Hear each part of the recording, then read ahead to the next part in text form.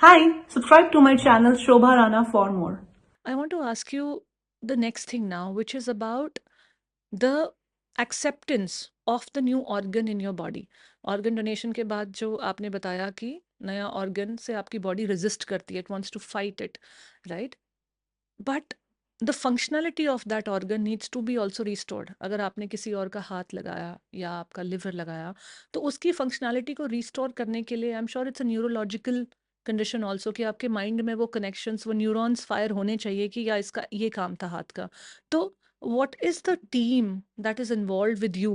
या कौन सी ऐसे अलग-अलग doctrines होते हैं जो साथ में मिलकर एक organ को फिर से उसकी functionality को restore करते हैं?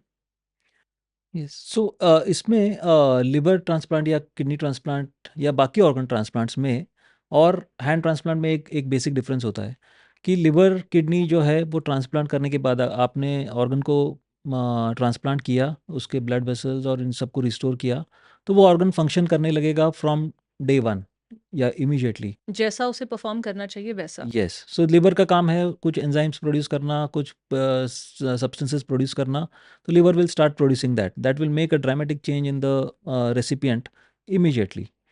किडनी का काम है बॉडी को मेटाबोलाइज करके यूरिन प्रोड्यूस करना, kidney will start functioning immediately.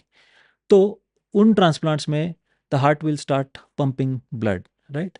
But hand transplant में एक डिफरेंस है कि अगर आप हाथ किसी लेवल पे जोड़ते हैं, तो वन थिंग इज़ कि बोन्स को फिक्स करेंगे, टेंडन्स या मसल्स को रिपेयर करेंगे, नर्व्स को रिपेयर करेंगे एंड ब्लड वेसल्स को रिपेयर करेंगे।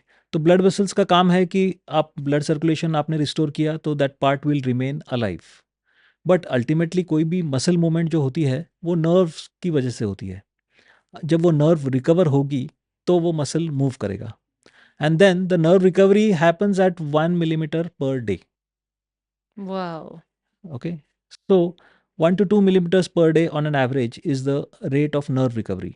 So you can imagine that जिस लेवल पे वो ट्रांसप्लांट हुआ है उससे उस टारगेट मसल का डिस्टेंस कितना है, उतना टाइम उसको रिकवर होने में लगेगा।